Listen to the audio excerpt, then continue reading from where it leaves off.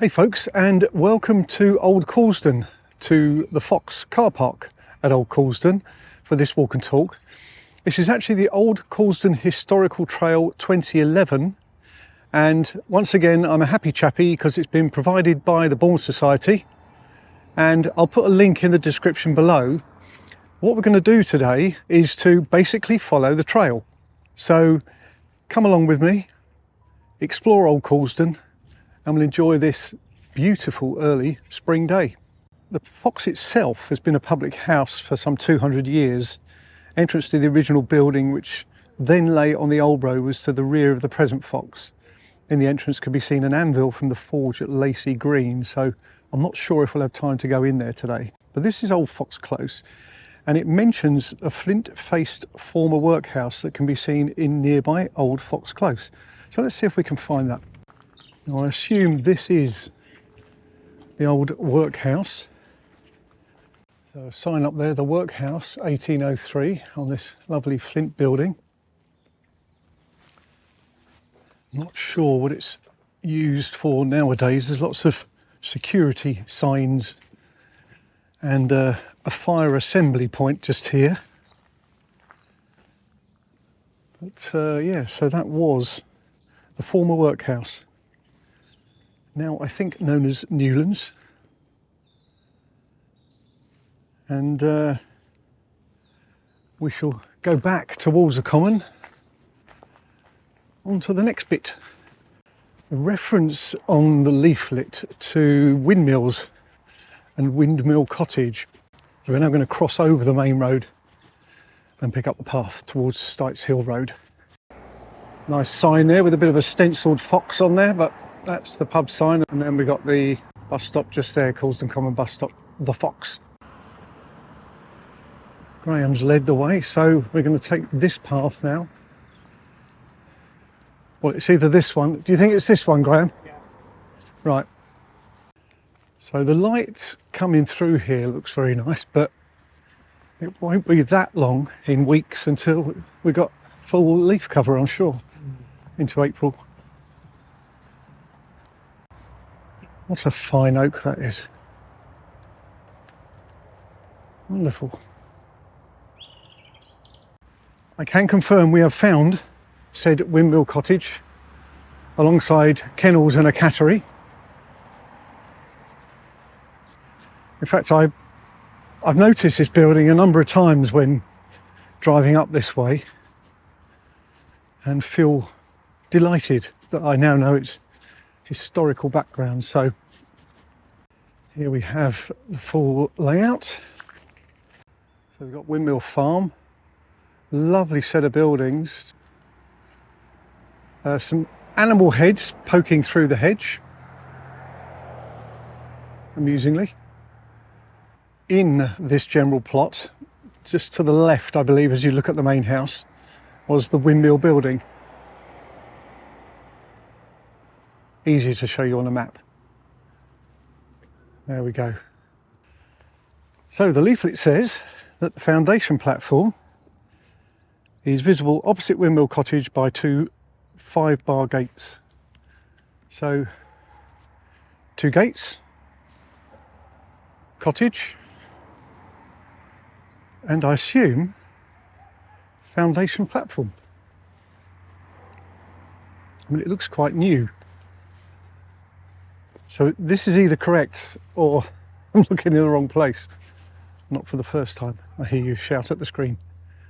But my record's normally pretty good, mainly because I'm like a dog with a bone. I like to find stuff out. The City of London markers here.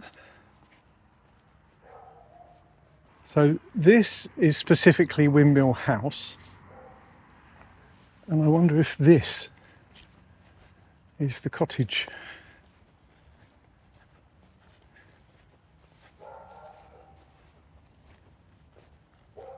Or Windmill Farm.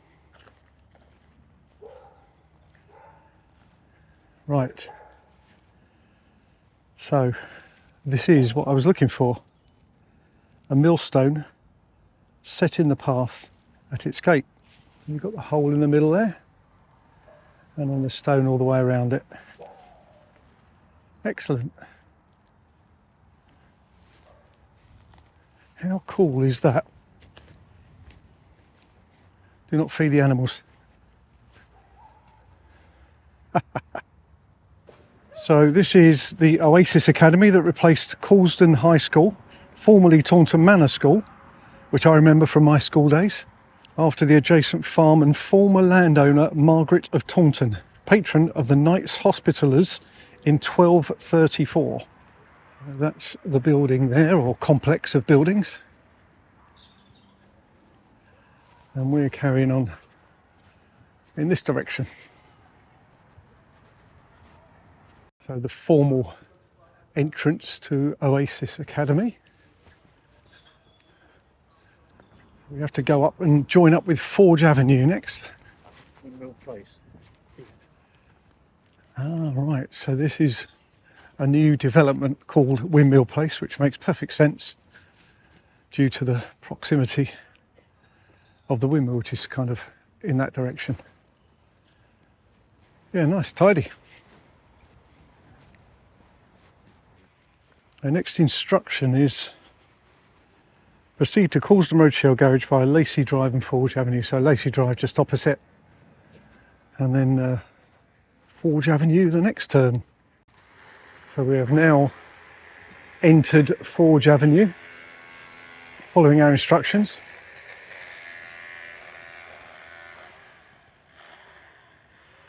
On this wonderful spring day, early March 2025. Maybe, maybe not.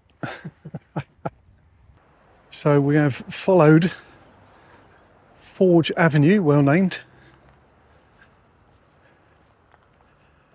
and ended up at the Shell Garage, the site of a former forge, operated into the 1930s.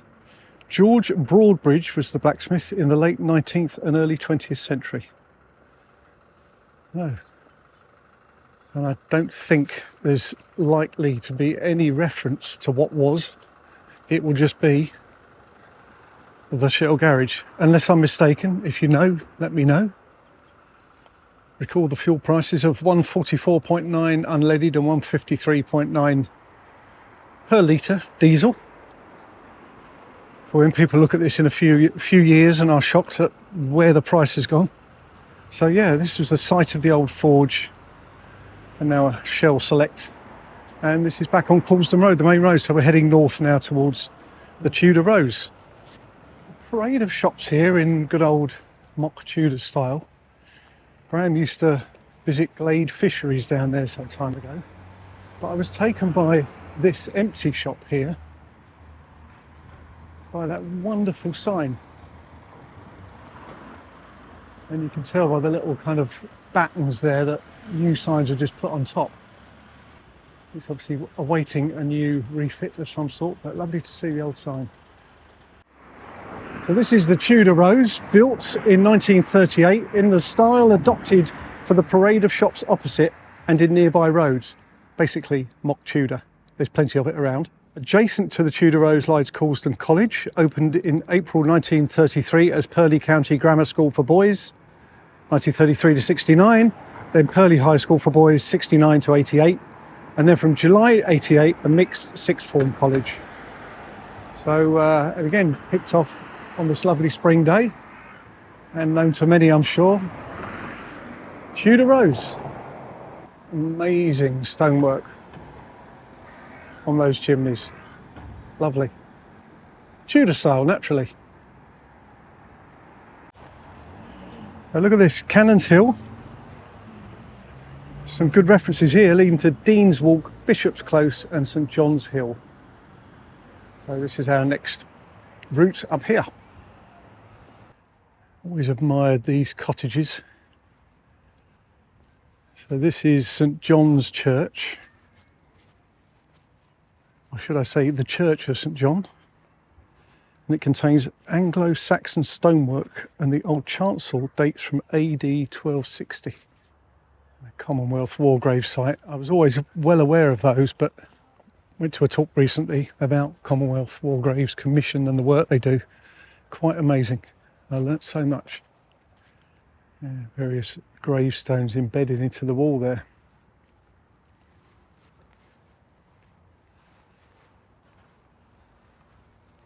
And once again, able to use that wonderful blue sky today. Pick out the church. Beautiful. And a much more modern extension there. And right above us, a glider from nearby Kenley Airfield.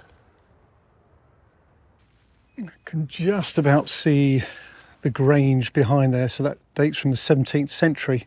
Used in World War II for a time as RAF Kenley operations room after the air raids of August 1940, which were devastating. So we're now going to go across Grange Park, across Coulsdon Road onto Bradmore Green. A little sweep round of Grange Park. So we've got the church there we've just been, and the Grange building is next to it. And then, yeah, this is Grange Park. And then we're going to head over via the footpath to Bradmore Green.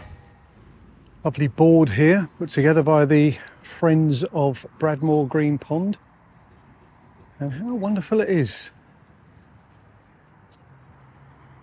Pretty still day, there's a little bit of breeze. But really, really nice. So that's Bradmore Green Pond, the farm on the end. Some beautiful houses along here. And we're going to head down towards Coulsdon Manor, Coulsdon Court area, home of the Byrons. And it says 1870 on the top with some initials. And then 1876 there. So I'm assuming something to do with the church. Looking at the window style. Yeah. Wouldn't have spotted those if we were whizzing by in a car. Another reference point for the next bit is that you walk past Old Coulsdon Bowling Club. Nice day to be out there.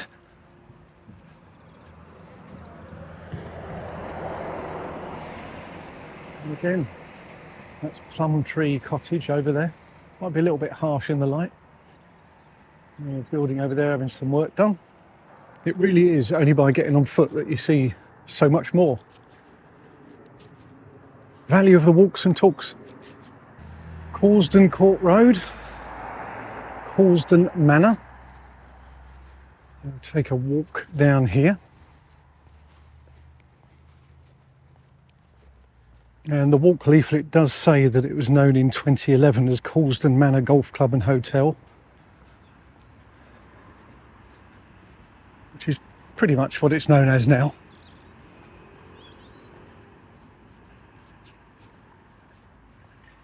Nice entrance road. Nice houses.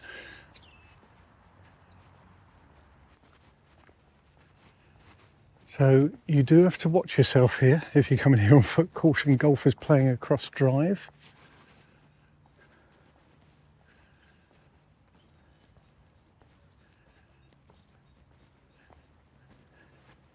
In the distance I see people on the green, and as I check the view, some golfers up there just playing their approach shots. I've actually played some reasonable rounds of golf here. It's, shall I say, at my level. Maybe I should get a local historians golf day going. How about that? Or local history fans golf day. Originally built in 1850 by Thomas Byron, Squire of Coulsdon, on the site of Hartley Farm. And his son Edmund died in 1921 and his land sold for development from 1922. Not sure how much I can wander around here.